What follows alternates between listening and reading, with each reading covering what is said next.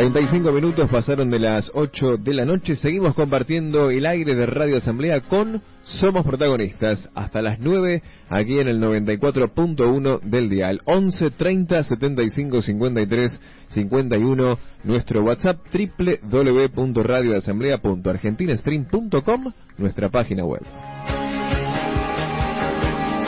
Lo prometido es deuda, ¿eh? Ya estamos en comunicación telefónica con Sebastián Tafuro, periodista deportivo. Él es columnista deportivo aquí en nuestra casa, en Radio Asamblea, en el programa Con Agenda Propia, que se emite todos los días, de lunes a viernes, de 10 a 12, aquí en nuestra casa. Seba, muy buenas noches, ¿cómo andamos? Y bienvenidos aquí a Somos Protagonistas.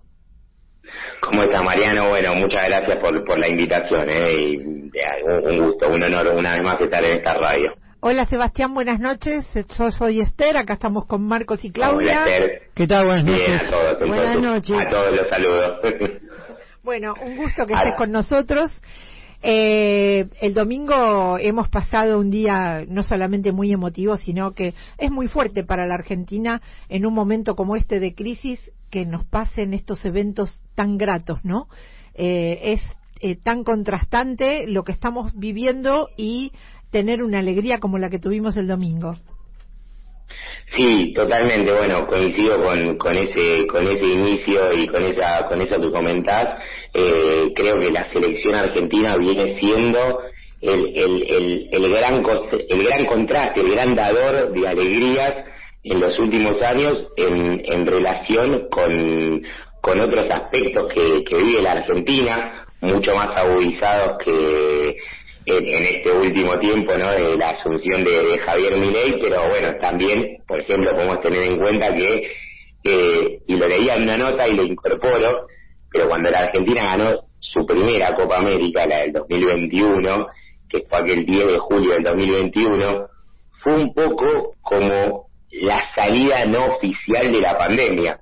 No sé si ustedes recuerdan que el 10 de julio del 2021, cuando Argentina le gana 1-0 en el Maracaná a Brasil, una Copa América que se jugó prácticamente sin gente, en el marco de todos los protocolos por el COVID-19, la gente acá, nosotros, los argentinos y las argentinas, salimos a festejar ese triunfo contra Brasil, que cortaba una racha increíble de 28 años sin conquista de títulos. Y de alguna manera, en ese marco, en el marco de lo que estuvimos también atravesando la pandemia, también la selección empezó a darnos estas dosis de alegrías que sorprenden, que impactan y que además, bueno, ponen a la selección argentina de fútbol probablemente como la mejor selección argentina, por lo menos de todos los tiempos. Y esto es, aún con la comparación del 78 y el 86, cada vez va siendo más difícil de rebatir que esta es la mejor selección argentina de todos los tiempos, porque el sostenimiento en el tiempo y los logros que viene teniendo lo ponen en esa dimensión. Totalmente. Ahora, saliendo un poco tal vez de lo deportivo, ¿no? Por supuesto, dale. Yo digo como ejemplos de vida de personas. De repente tuvimos en estos últimos años muy pocos ejemplos, ¿no?, de los que están arriba nuestro, lamentablemente. Ejemplos de tal vez de corrupción, de cosas que salieron mal, de los argentinos que no teníamos una brújula, ¿no? Y de repente tener esta selección que no solamente son ejemplos en la cancha, sino que son ejemplos de vida en sus propias vidas. También va más allá de lo deportivo en sí mismo. Sí, creo también que es así. Creo que no, ya coincidimos con la lectura. La Argentina vive en un punto horas dramáticas, un momento realmente triste. Digo, si uno analiza a fondo el momento en el que está Argentina como país, vamos a coincidir que es un momento triste, o sea, por amargo, donde se gobierna para unos pocos, donde cada vez hay más. Bueno, seguramente el análisis lo harán ustedes incluso con mayor profundidad que lo pueda hacer yo. Depende del punto de vista, ¿no? Porque yo creo que hay valores que se están retomando para bien hoy en día, en la actualidad. Sí. ¿Cómo cuáles, por ejemplo? Sí.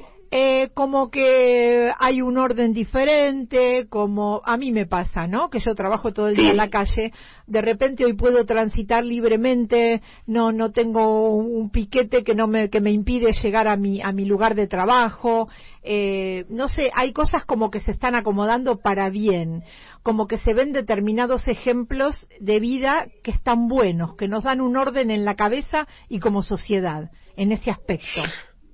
Bien, entendí el punto. Pero bueno, a lo que voy es, efectivamente, como vos decías, la selección argentina otorga también esos ejemplos y otorga una mirada donde está sobre todas las cosas también lo humano, ¿no? El grupo humano, el espíritu colectivo, jugadores que de alguna manera se entregan por el otro. El otro día podemos también mostrar un ejemplo claro, la selección argentina. A esta altura nos resulta medio inconcebible sin Messi en el último tiempo, y sin embargo el equipo de la selección salió al rescate de Messi el otro día cuando tuvimos que afrontar buena parte de una final sin él, y en ese sentido el grupo estuvo por encima de la figura que tiene la selección argentina o los valores que transmite también el cuerpo técnico, que lo hemos visto en varias circunstancias, encabezado por Scaloni, pero todo un equipo. También ese es un dato, ¿no? La selección argentina tiene un entrenador, pero en el fondo no tiene solo un entrenador, tiene un grupo que conduce, es decir, Scaloni es la cara visible de un grupo más amplio que tiene los mismos valores y que es respetado por igual por los jugadores a los que conducen, ¿no? Por eso yo digo que va más allá. Claudia te quiere preguntar algo, Sebastián. Hola, Sebastián, ¿cómo estás? Bueno, todos vimos el desastre de la organización. ¿Qué pasó ahí? ¿Qué pasó con los jugadores mientras estaban esperando que entren sus familiares? Porque sé que el chico McAllister tuvo que salir a buscar a la mamá. ¿Sabés algo de lo que pasó con los muchachos ahí adentro? Si se pusieron muy nerviosos, ¿qué pasó?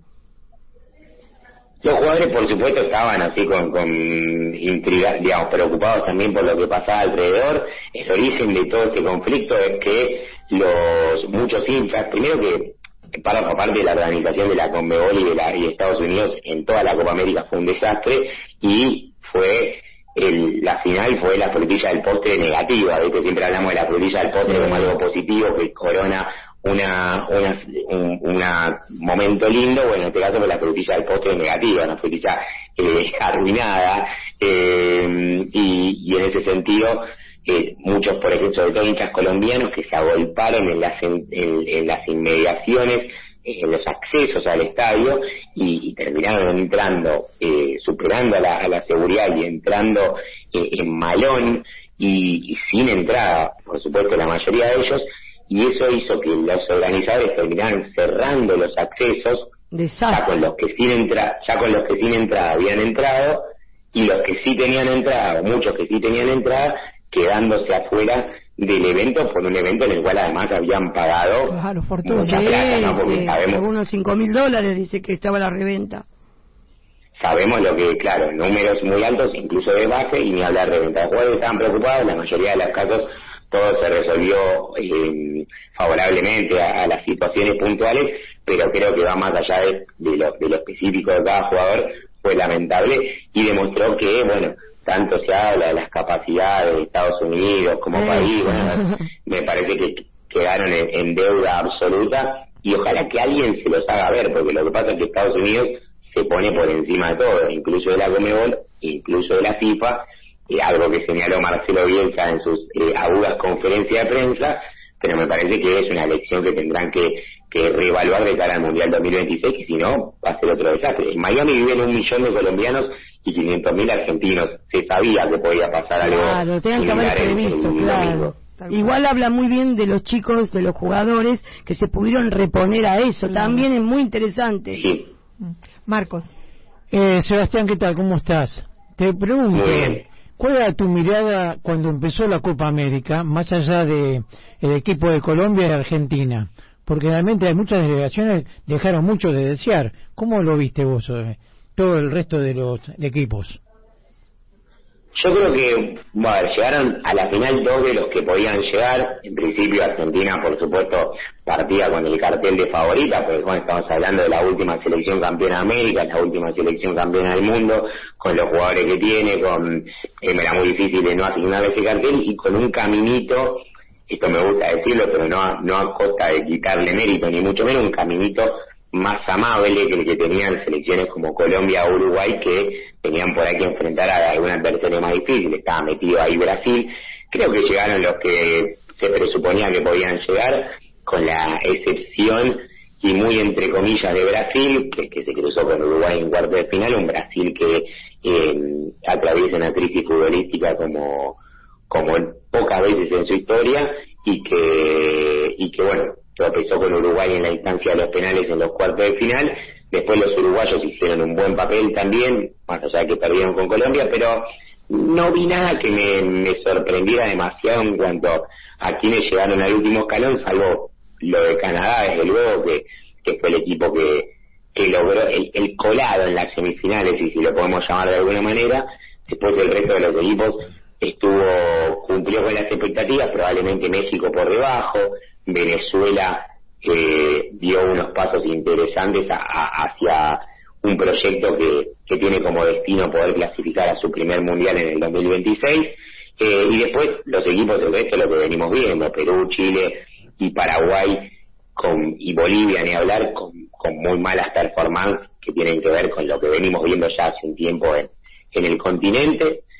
Así que nada, creo que en principio llegaron los equipos que se presuponía que iban a llegar. Colombia fue muy interesante lo que hizo, es un equipo que venía con un largo invicto, y bueno, y Argentina ratificó que aún pasándola mal en algunos partidos y en algunos momentos de partidos, inclusive en la final, es un equipo que tiene una personalidad enorme, y para sobreponerse a esos malos momentos y después terminar imponiéndose como lo hizo en la final y como lo hizo en casi todos los partidos.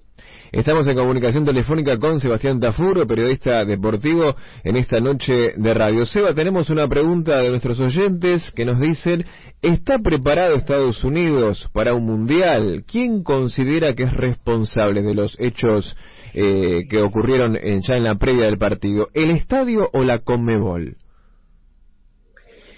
Bueno, buena pregunta. Si vos me decís, ¿está preparado? Es una pregunta medio engañosa. Yo diría que es como que sí y no. ¿Por qué? Porque Estados Unidos ya organizó un mundial. Ya organizó en el año 94 y, sí, digamos, más o menos el mundial salió bien. O sea, es decir, para nosotros no tiene buenos recuerdos, pero el mundial funcionó perfecto, los estadios estaban llenos.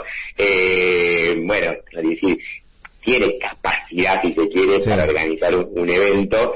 El tema es, bueno, hubo dos ejes a lo largo del mundial que tienen que ver, uno con el tema de los campos de juego, que ahí me parece que es la FIFA la que tiene que poner de cara al 2026 los puntos sobre las IES y decir, mire, el campo de juego tiene que ser así, asá y asá, y no hay nada más importante durante el mes que van a organizar el mundial que cómo estén los estadios. Es decir, no existe otra cosa. Es un poco el planteo de FIFA, debería hacer eso frente a Estados Unidos. No existe otra cosa que el mundial en este momento como prioridad central. No hay otra cosa, no hay un partido de la MLS, no hay un partido de béisbol, no hay un recital. Se juega el mundial de fútbol masculino que acapara toda la atención, digo, para decirlo mal y pronto. Respecto al otro día, me parece que lo que tiene que ver con eso, hay una responsabilidad de quienes están a cargo de la seguridad del estadio, sin duda alguna que la responsabilidad primaria es eso, porque no es que hubo un problema con el tema de las entradas. Es decir, si vos decís la decisión de cerrar los accesos después de la especie de pequeña o mediana invasión colombiana, tiene que ver con la decisión de quienes están a cargo de la seguridad del evento, puntualmente hablando, y fueron ellos los principales señalados, en un marco donde Estados Unidos venía siendo observado, sobre todo esto por esto de los campos de juego, y que son cosas que sin duda alguna creo que tienen que corregir, porque si no el Mundial 2026 va a estar en el ojo de la tormenta. Totalmente, Seba. Ahí tenemos otra pregunta que nos dicen, además de Di María, que se retiró de la selección, ¿hay otro jugador que está como queriendo dejar la selección, o solamente por ahora Di María? Queriendo dejarla de los protagonistas principales, creo que no. A ver, entendemos que Messi, sabemos que no le quedan muchos, esto lo digo llorando, mientras lo digo se me cae una lágrima, pero sabemos que Messi está transitando sus últimos capítulos en la selección, pero no sabemos si esos últimos quiere decir que se va a retirar en las próximas fechas eliminatorias o que finalmente va a llegar al Mundial 2026. Sí vimos a un Messi debilitado físicamente a lo largo de la Copa en general, ¿no? Como con algunas dificultades que le pasaron, y bueno, esta inesperada, para que salga Messi en un partido, tiene que haber pasado lo que pasó el otro día, ¿no? Que el tipo efectivamente evaluara 100% que no podía seguir, que tuviera que salir en una final, es algo inédito. Marca que efectivamente estaba lesionado, que estaba mal, pero bueno, creo que ya lo ha dicho, ya lo ha expresado, que tiene intenciones de seguir probando, de seguir siendo parte de este grupo, pero no ha anunciado nada. Lo mismo en el caso de Otamendi, que en esta Copa América creo que definitivamente perdió la titularidad a manos de Lisandro Martínez, y no lo veo así como una crítica a Otamendi, pero bien ganada está esa titularidad de Lisandro Martínez por presente y por futuro, pero Otamendi tranquilamente puede ser parte importante en otro rol o alternando, y después hay jugadores de menor renombre en cuanto a su participación en este equipo, como Armani, por ejemplo, arquero suplente, o Guido Rodríguez, algunos jugadores así que pueden pensarse que por ahí no sean parte de futuras convocatorias, pero me parece que no va a haber en lo inmediato grandes nuevos movimientos, sí, aunque siempre Scaloni pueda sorprendernos. Tal cual. Por último, ¿cuál es la opinión que te merece que la selección argentina no se haya subido ni a la Casa Rosada cuando Alberto Fernández era presidente, y ahora que Milei es presidente, que optaron por no hacerlo? ¿Cuál es tu opinión al respecto? Bueno, buena pregunta al final. Mirá, yo creo que es una selección que no se ha involucrado en general políticamente. Muchas veces eso quiere decir que tenés una opinión, o sea, no opinar a veces es opinar implícitamente, pero que en general, a ver, hubiera sido contradictorio de manera muy fuerte que, por ejemplo, hubieran ido ahora y no hubieran ido antes, ¿no? Eso ya ahí sí lo posicionaría. O sea, la inteligencia colectiva de ese grupo marca que lo que hicieron en el Mundial de Qatar es lo que iban a hacer ahora, ¿no? Es decir, no ir a la Casa Rosada y no quedar pegado a ninguno de estos espacios políticos. A ningún político. Yo creo que son consecuentes con su propia conducta, ¿no? Claro. La conducta que ellos demuestran en la cancha es la misma que demuestran como equipo. Sí, como personas. En ese caso creo que hay una coherencia. Me parece que si hicieron eso está bien que ahora hagan esto. Creo que en algunos opiniones, a uno, bueno, depende el sentir de cada uno. Hoy hay muchos jugadores en otros países que de alguna manera se expresan políticamente cuando hay una situación que lo amerite. Que en cuanto a la cuestión de utilizar el balcón de la Rosada para festejar un triunfo deportivo, la verdad, mi opinión es que me da lo mismo. O sea, sí, sinceramente no me parece trascendental que uno deportista tenga que utilizar el balcón de la Rosada lo que pasa que va más allá de que nos importe, nos interese. Yo creo que va pensando más profundamente en lo consecuentes que son con su propia conducta, en todo sentido, en todo nivel, ¿no? Que me parece que eso hay que valorar. Sí, ¿no? Es una discusión un poco medio larga para mí, pero bueno, yo creo que está bien que en este caso si hicieron tomaron una decisión en diciembre del 2022, correspondía, para mantener esa coherencia que vos señalás, hacer lo mismo ahora, con lo cual no me sorprende, y en ese sentido sí valoro la coherencia. De todas maneras, eso voy yo. También valoro en general, o sea, desde mi perspectiva, que los jugadores, sea de Argentina, sea de cualquier selección, sea de cualquier país, se involucren o tengan una opinión de lo político, porque creo que hoy a los jugadores se les escucha mucho y me parece que a veces está bueno que opinen. Pero bueno, esta selección ha decidido en general no involucrarse y no me parece mal, y me parece que hay que valorarlos también por todo lo que hacen. Seguro. Y por estos ejemplos también de lo humano y de cómo se mueven, que también nos da orgullo y nos da felicidad. Exacto. En estos momentos también tan difíciles como ustedes señalaban y como todos observamos. Sí. Muy bien, Sebastián Tafuro, gracias por habernos recibido. Sebastián es periodista de esta casa, periodista deportivo, tiene un programa diario, así que tu palabra es más que autorizada para nosotros, Sebastián. Bueno, muchísimas gracias a ustedes, en serio, por la invitación y siempre para hablar de esto y bueno, de la alegría también en estos momentos, es lindo revivirla permanentemente. Sin duda, gracias. Buenas noches, gracias.